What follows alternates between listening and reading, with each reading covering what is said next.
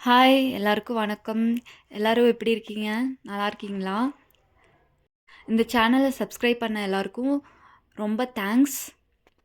வாங்க, பெங்களூர் ஸ்பெஷல் மேகனா பிரியாணி எப்படி செய்யலான்னு பார்க்கலாம். சூப்பராக இருந்தது. மஸ்ட்டு ட்ரை பண்ணி பாருங்கள்.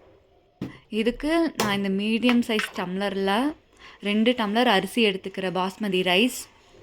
அதை நல்லா அலாசி ஒரு மணி நேரம் ஊற வச்சுருங்க.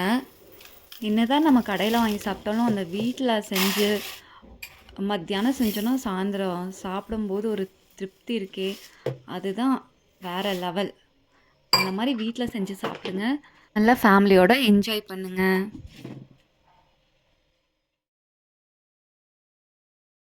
இந்த பிரியாணி செய்ய 1 கேஜி சிக்கன் எடுத்திருக்கேன். 1 ஸ்பூன் மஞ்சத்தூள் போட்டுக்கோங்க. உப்பு தேவையான அளவு போட்டுக்கோங்க.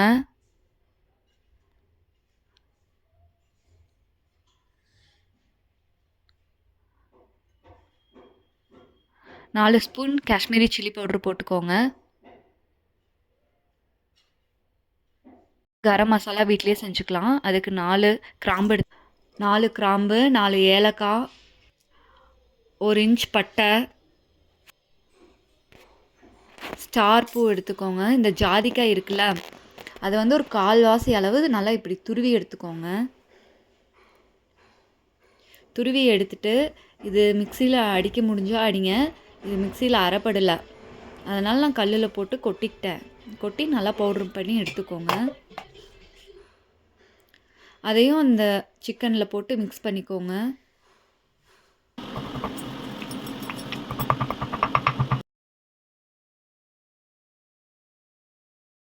பெப்பர் தேவையான அளவு. ஒரு முட்டையை உடச்சி ஊற்றிக்கோங்க. அப்புறம் கேர்டு ஒரு 2 ஸ்பூன் ஊற்றிக்கோங்க. நல்லா திக்கான கேர்டை எடுத்துக்கோங்க. Ginger garlic paste, 2 spoon cornflour, இது எல்லாத்தையும் போட்டு நல்லா மிக்ஸ் பண்ணி ஒரு 30 மினிட்ஸ் அப்படியே ஊற வச்சுருங்க. மேரினேட் பண்ணி ஊற வச்சுருங்க.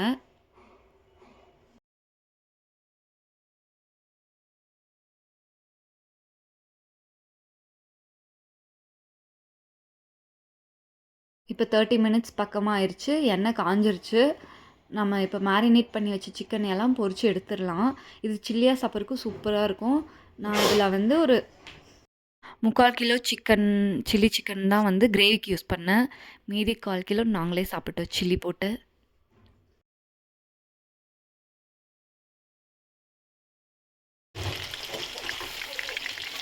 சில்லி போட்டு எடுத்து முடிச்சோன்னா ஒரு பாத்திரத்தில் தண்ணி ஒரு 2 லிட்டர் ஆட்ட வச்சுருங்க. அதில் 2 பிரிஞ்சி இலை, 2 கிராம்பு, 2 ஏலக்காய், ஒரு 1/2 இன்ச் பட்டை அந்த மாதிரி போட்டுட்டு தண்ணி கொதிச்சதும் பாஸ்மதி ரைஸ் அதுக்குள்ளே போட்டு ஒரு 90% வெந்ததும் வடித்து எடுத்துருங்க. உப்பு தேவையான அளவு உப்பு போட்டுக்கோங்க.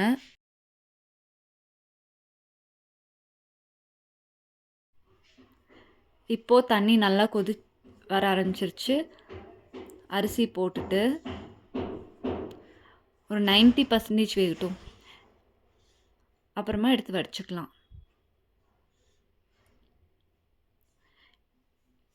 பிரியாணிக்கு தேவையான சிக்கன் கிரேவி செஞ்சுக்கலாம். இப்போ ஒரு கடாயை எடுத்து அதில் எண்ணெய் ஊற்றிட்டு எண்ணெய் காயட்டும். கருவேப்பிலை 2 கொத்து போடுங்க. ஒரு 4 க்ரீன் சில்லி, பச்சை மிளகா ஒரு 4 போடுங்க. 2 வெங்காயத்தை பொடி பொடியாக நறுக்கி இதுக்குள்ளே போட்டுருங்க. வெங்காயம் நல்லா வணங்கினதும் இஞ்சி பூண்டு பேஸ்ட்டு போடுங்க.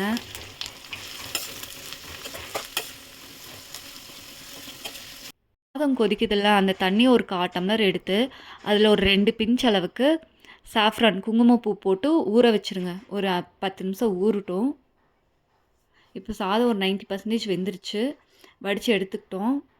வெங்காயமும் வணங்கிருச்சு.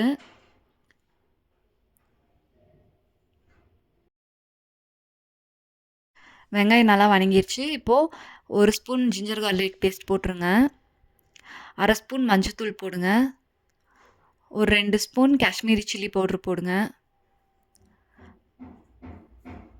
எல்லாத்தையும் ஒரு பெரட்டிட்டு கொஞ்சம் பச்சை ஸ்மெல் போனதும் ஒரு 3 தக்காளியை அடித்து ஊற்றிடுங்க. இதில்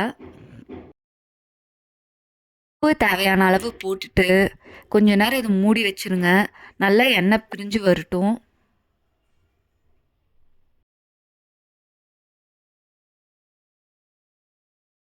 இப்போ பாருங்கள், நல்லா எண்ணெய் பிரிஞ்சு வந்துருச்சு. இப்போ வந்து ஒரு 100 ml தண்ணி இதில் ஊற்றிக்கோங்க.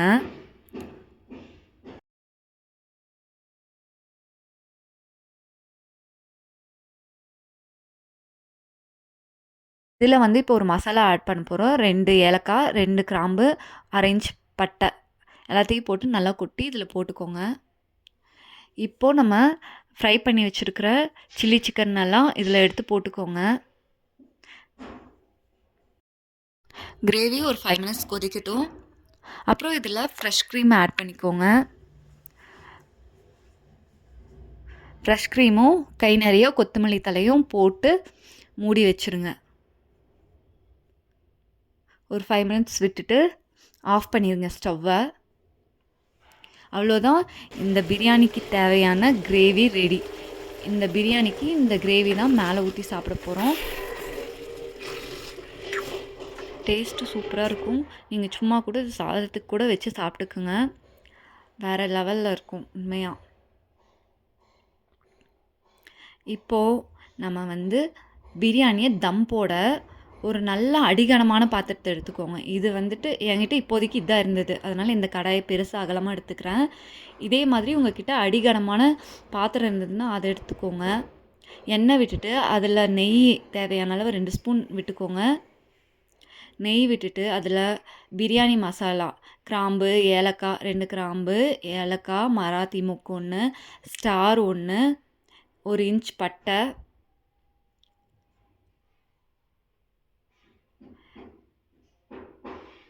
அரைவாசி ஜாவித்ரி போட்டு பொரிஞ்சதும் ஒரு 2 வெங்காயத்தை 3 வெங்காயத்தை ஸ்லைஸ் பண்ணி இதில் சேர்த்துக்கோங்க. 2 க்ரீன் சில்லி, 3 பெரிய வெங்காயத்தை ஸ்லைஸ் பண்ணி இதில் சேர்த்துக்கோங்க.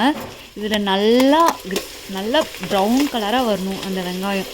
அது வரைக்கும் நல்லா ஃப்ரை பண்ணிக்கோங்க. பாருங்கள், நல்லா ப்ரௌன் கலராக வந்துருச்சு. இப்போது இதில் வந்துட்டு 1.5 ஸ்பூன் ஜிஞ்சர் கார்லிக் பேஸ்ட் போட்டுக்கிறேன். அப்புறம் ஒரு கை நிறைய கொத்தமல்லி தலையும் புதினாவும் சாப் பண்ணி போட்டுக்கோங்க. அதை நல்லா வணக்கி விடுங்க. வணங்கி முடிச்சதும் அதில் மஞ்சத்தூளும் உங்கள் காரத்துக்கு தேவையான அளவு காஷ்மீரி சில்லி போட்டுக்கோங்க. சில்லி பவுடர் போட்டுட்டு நல்லா ஒரு 2 வணக்கி விட்டுட்டு ஒரு பெரிய தக்காளியை அடித்து ஊற்றிடுங்க. அப்புறம் சால்ட்டு தேவையான அளவுக்கு போட்டுட்டு நல்லா கொஞ்சம் இது பச்சை ஸ்மெல் போகிற அளவுக்கு வணக்கி விட்டுருங்க.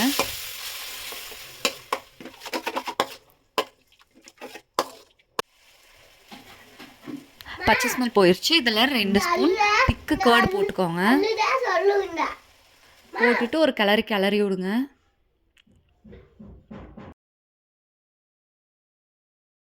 நல்லா தயிர் ஊற்றி கலந்ததுக்கப்புறம் இதுதான் ரொம்ப இம்பார்ட்டன்ட் ஸ்டெப்பு. எருமைப்பால் இல்லாட்டி திக்கான கோகோனட் மில்க் ஊற்றுங்க. ஒரு 100 ml ஊற்றிக்கோங்க. நான் இன்றைக்கி எருமைப்பால் தான் எடுத்திருக்கேன். அப்புறம் சஜீரா ஒரு 1/2 ஸ்பூன் சஜீரா ஆட் பண்ணிக்கோங்க. கொஞ்சமாக கசூரி மேத்தி ஆட் பண்ணிக்கோங்க. இது எல்லாத்தையும் கலந்து விட்டுட்டு கொஞ்சம் கிரேவி நல்லா திக்கானதும் இதுலேருந்து கொஞ்சம் லெமன் புழிஞ்சு விட்டுக்கோங்க. ஒரு 1/2 ஸ்பூன் லெமன் ஃபுல்லாக புழிஞ்சு விட்டுக்கோங்க. இப்போ இந்த கிரேவியை ஒரு பவுலில் கொஞ்சமாக எடுத்து வச்சுக்கோங்க. நம்ம மேலே டாப்பிங்ஸ்க்கு யூஸ் பண்ணுவோம். இப்போது வடித்த சாதத்தை இதுக்குள்ளே கொட்டிடலாம். பாருங்கள், நல்லா உதிரியாக வந்திருக்கு, ஒட்டவே இல்லை. நல்லா ஸ்ப்ரெட் பண்ணி விட்டுட்டு இதுக்கு மேலே கொத்தமல்லி தலையும் புதினாவும் சாப் பண்ணி ஒரு கை நிறைய நல்லா தூவி விட்டுக்கோங்க. நம்ம எடுத்து வச்சுருந்தோம்ல கிரேவி, அதையும் இது மேலே ஊற்றி விட்டுக்கோங்க. நல்லா ஸ்ப்ரெட் பண்ணி ஊற்றி விட்டுட்டு நம்ம சாஃப்ரான் ஊற வச்சுருந்தோம்ல, சாஃப்ரான் தண்ணி, அதை இது மேலே நல்லா ஊற்றி விட்டுக்கோங்க. அப்புறம் நெய்யும் இந்த ஸ்டேஜில் ஊற்றிக்கோங்க. நெய் நல்லா உருக்கிட்டு இது மேலே ஊற்றி விட்டுக்கோங்க. கொஞ்சமாக ஃப்ரெஷ் க்ரீமும் இது மேலே ஆட் பண்ணிக்கோங்க. கொஞ்சமாக ஆட் பண்ணிக்கோங்க.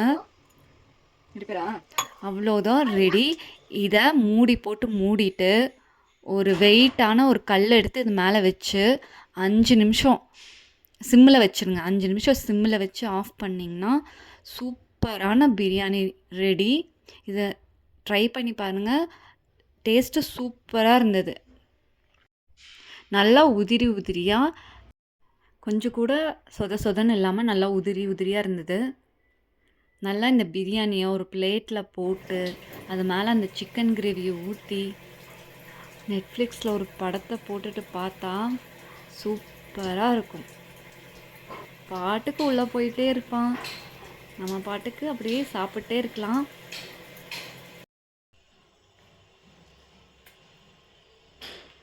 வேற லெவல், சூப்பராக இருக்குது. ட்ரை பண்ணி பாருங்க. வேற லெவல். மஸ்ட் ட்ரை பண்ணுங்க. வர்த் இட். உங்களுக்கு சாப்பிடுவா.